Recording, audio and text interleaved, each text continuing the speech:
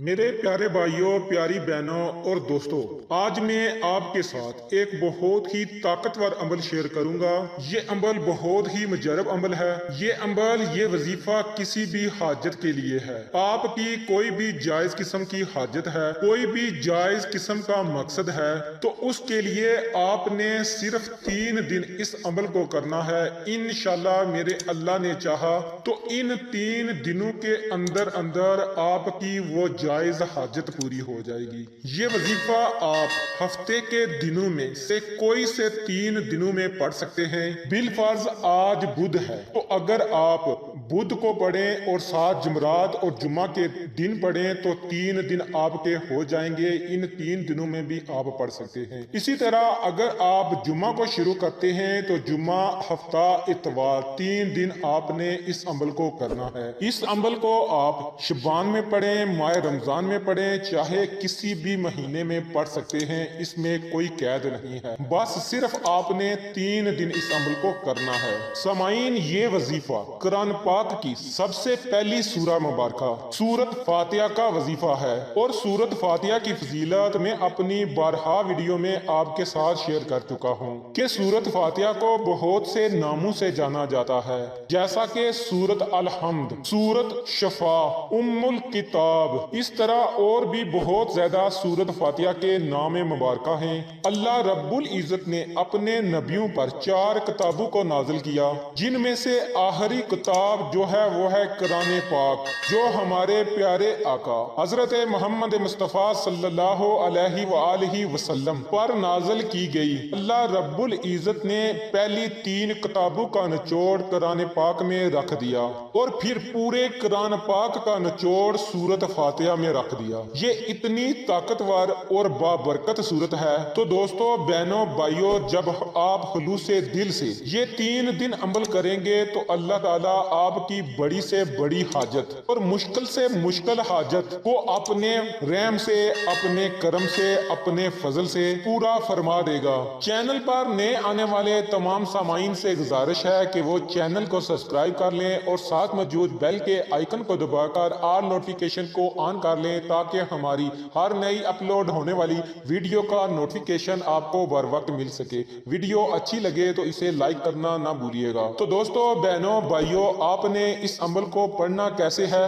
پڑھنے کا طریقہ کار اچھی طرح سن لیں اور سمجھ لیں۔ جیسا کہ میں آپ کو پہلے بھی بتا چکا ہوں کہ اس عمل کو آپ نے کوئی سے 3 دن کرنا ہے، اور اس عمل کو آپ کسی بھی ماہ مبارک میں کر سکتے ہیں، شعبان، رمضان یا پھر کسی بھی ماہ مبارک کے کوئی سے 3 دن آپ اس عمل کو کر سکتے ہیں۔ دوستو، پورے دن میں کسی بھی ٹائم آپ اس عمل کو کر سکتے ہیں۔ رات کو کرنا چاہتے ہیں تو آپ رات کو بھی اس عمل کو کر سکتے ہیں، لیکن ایک بات کا خاص خیال رکھنا ہے کہ جب بھی آپ نے یہ عمل، یہ وظیفہ پڑھنا ہے تو آپ نے یکسوئی ہو کر اس عمل کو پڑھنا ہے، یعنی کہ بنا کسی سے گفتگو کیے یہ عمل، یہ وظیفہ پڑھنا ہے۔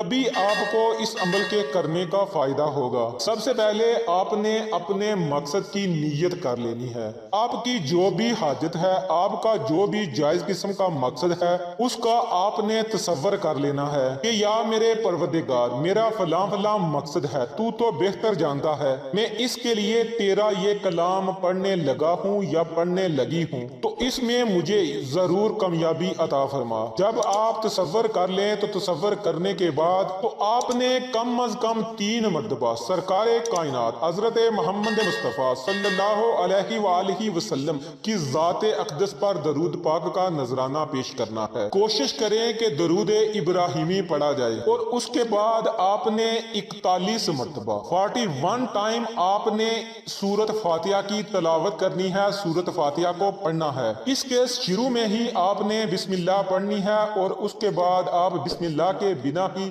سورۃ فاتحہ کو پڑھ سکتے ہیں۔ جب آپ 41 مرتبہ سورۃ فاتحہ کو پڑھ لیں تو آخر میں پھر آپ نے نبی کریم صلی اللہ علیہ وآلہ وسلم کی ذات اقدس پر 3 مرتبہ درود و سلام کا نذرانہ پیش کرنا ہے، اور اپنے ہاتھوں کو اللہ رب العزت کی بارگاہ میں بلند کر لینا ہے۔ اللہ تعالیٰ کی بارگاہ میں اپنے ہاتھوں کو اٹھا لینا ہے۔ پھر آپ نے بڑی عاجزی اور انکساری کے ساتھ اللہ رب العزت کے آگے آگے اپنے مقصد کے لیے دعا کرنی ہے کہ یا پروردگار یہ عمل میں نے فلاں فلاں مقصد کے لیے پڑھا ہے، اے میرے مالک تو مجھے اس میں ضرور کامیابی عطا فرما۔ پھر اسی طریقے سے آپ نے دوسرے دن بھی یہ عمل کرنا ہے، اور اسی طریقے سے آپ نے تیسرے دن بھی یہ عمل کرنا ہے۔ آپ نے لگاتار 3 دن اس عمل کو کرنا ہے۔ جس دن آپ ایزی ہوں اس دن آپ اس عمل کو شروع کر لیں اور 3 دن آپ اس عمل کو کریں۔